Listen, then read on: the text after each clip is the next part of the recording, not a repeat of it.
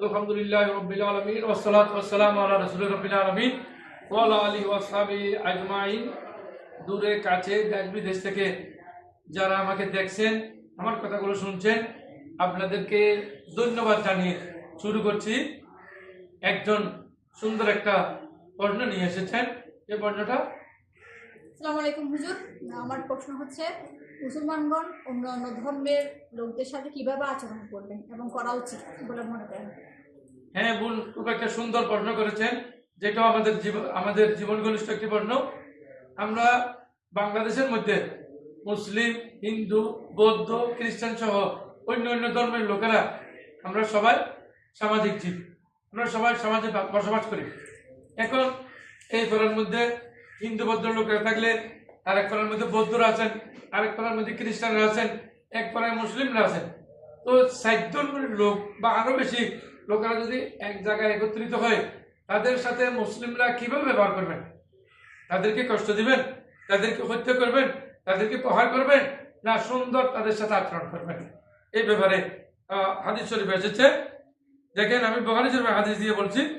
বুখারী শরীফের হাদিস এসেছে 5553 নম্বর হাদিসের মধ্যে এসেছে, রাসূল করিম সাল্লাল্লাহু আলাইহি ওয়াসাল্লাম ইরশাদ করেছেন, পবিত্র কোরআন মজিদে ইরশাদ হয়েছে, লা ইয়ানহাকুমুল্লাহু আনিল লাযিনা লাম ইউকাতিলুকুম ফিদ-দীন।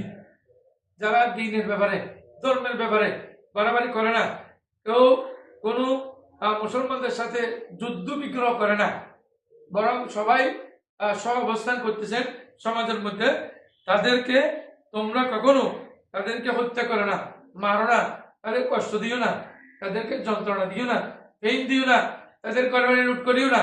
এ সম্পূর্ণ নিষেধ। কারণ সবাই সামাজিক জীব, সবাই বাংলাদেশের নাগরিক। এখানে বড় কথা হলো এটা, রাসূলুল্লাহ নবী সাল্লাল্লাহু আলাইহি ওয়াসাল্লাম বলতেছেন, আসমা বিনতে আবু বকর রাদিয়াল্লাহু তাআলা বলেন, ক্বালাত ইসনাতা, বলতেছেন, উম্মি রাগিবাতুন ফি হাদিস নবী সাল্লাল্লাহু আলাইহি ওয়াসাল্লাম ওয়া সালাতিন নবী সাল্লাল্লাহু আলাইহি ওয়াসাল্লাম। তিনি বললেন, তার মাতা যে এখনো মুসলমান হয় নাই, তিনি কি তার সাথে, মায়ের সাথে কিভাবে ব্যবহার করবেন? ফাসালাতিন নবী, নবীজির কাছে প্রশ্ন করেছেন, আমার মাতা অমুসলিম, আমি মুসলিম, এখন আমি মাতার সাথে কিভাবে ব্যবহার করব? তখন বলছেন, আসিলুহা, আমি কি তার সাথে ভদ্র ব্যবহার করবো, ভালো ব্যবহার করবো, নাকি অন্য কিছু করবো? নাম ভদ্র ব্যবহার করতে হবে, তোমার মায়ের সাথে তুমি ভদ্র ব্যবহার করতে হবে। তখন আল্লাহ তাআলা এই আয়াতটা নাযিল করেছেন। তাহলে মা অমুসলিম, সে মুসলিম। আল্লাহ কোরআন মজিদেও বলছেন, আমি যে আয়াতটা বলছি এখানে, রাসূল হাদিসে বলছেন তার সাথে ভালো ব্যবহার করো। এরপরে দেখা যায় আরেকজন, আনাসমা কলা কদিমাত উম্মি ওয়া হিয়া মুশরিকাতুন, আমার আম্মা মুশরিক, উনি আমার কাছে এসেছেন, ফি আহাদি কুরাইশিন, কুরাইশ বংশের এখানে, ওয়া মুদ্দাতি মিজ আহাদুন নবী সাল্লাল্লাহু আলাইহি ওয়াসাল্লাম মা বিহা, অথচ মুসলমানদের সাথে তাদের চুক্তিও হয়েছে যে আমরা তোমাদেরকে মারবো না, তোমরা আমাদেরকে মারবে না, চুক্তি হয়েছে। চুক্তি হলে কিন্তু আর কিছু করা যায় না।